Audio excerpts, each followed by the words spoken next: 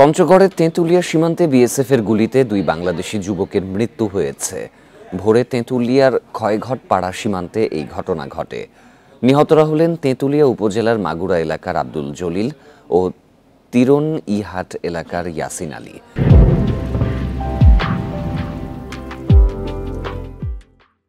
BGB ও স্থানীয়রা জানায়, ভোরে কয়েকজন যুবক ভারতীয় সীমান্তের কাছে গেলে বিএসএফ সদস্যরা তাদের গুলি করে।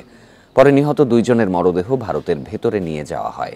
বিএসএফের গুলিতে বাংলাদেশি দুই যুবক নিহতের তথ্য নিশ্চিত করে পঞ্চগড় 18 বিজিবি ব্যাটালিয়নের অধিনায়ক লেফটেন্যান্ট কর্নেল জুবায়েদ হাসান। তিনি জানান, পতাকা বৈঠকে এই ঘটনার কড়া প্রতিবাদ জানানো হয়েছে। আইনি প্রক্রিয়া শেষে মরদেহ হস্তান্তর করবে বিএসএফ।